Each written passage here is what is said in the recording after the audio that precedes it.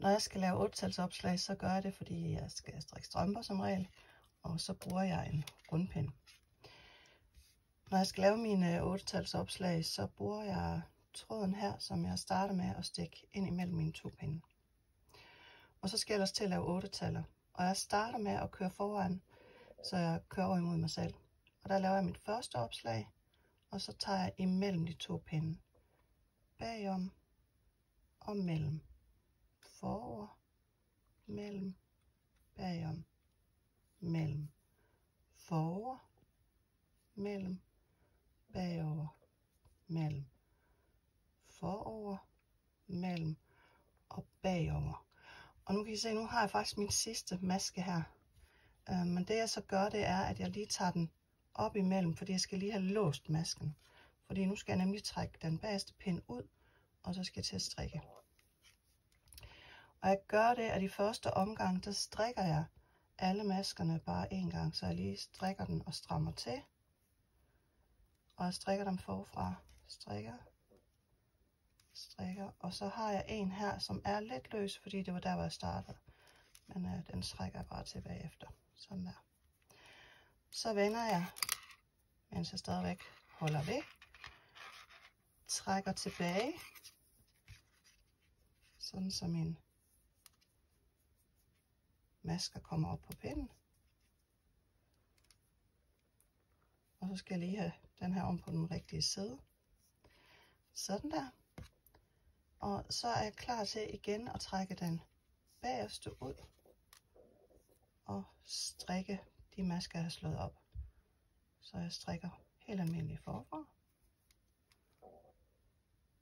Og der er 4 masker, som jeg lige skal strikke.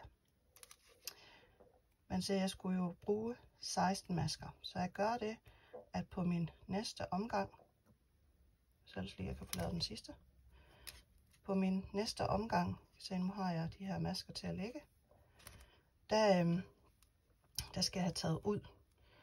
Så jeg vender igen.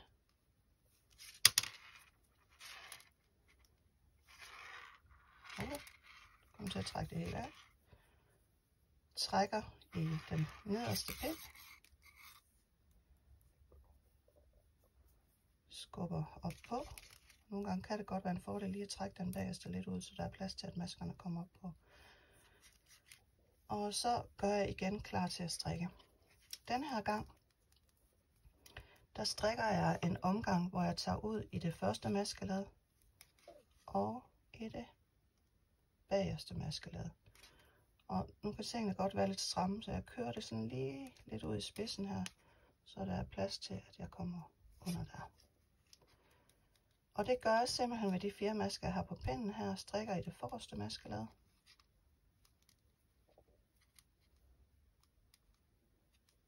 Og i det bagerste maskeled.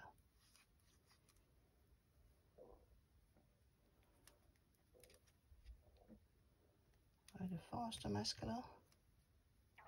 Uden at tage alle mulige andre tråde med. Og i det bagerste maskeled.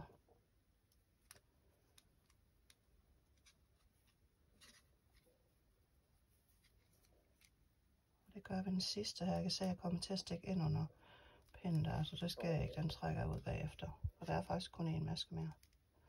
Det kan man godt i kampens hade komme til. Og i det bagerste maskeled. Prøv det igen.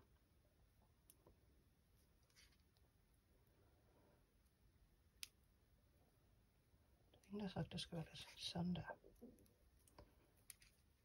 Og der har jeg så min maske til at hænge. Så nu har jeg fået lavet den første udtagning på den første række her.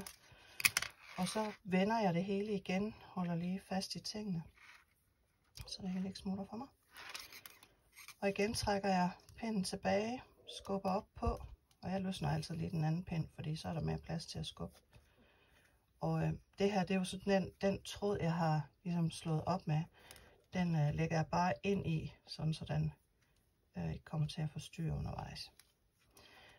Men nu har jeg igen 4 masker til at lægge, hvor jeg skal strikke ind forfra og bagfra. Så jeg starter med at strikke ind i første maskeled og det bagerste maskeled. Det gør ved næste maske også forrest og bagerst. Forrest og bagerst og forrest og bagerst. Og nu har jeg så faktisk fået lavet mine opslagsmasker, som ligger sådan her. Og nu er jeg så klar til at vende mit arbejde, trække maskerne tilbage, og så er jeg faktisk klar til at strikke min tå, fordi nu har jeg de 16 masker, som jeg skal bruge. Sådan der.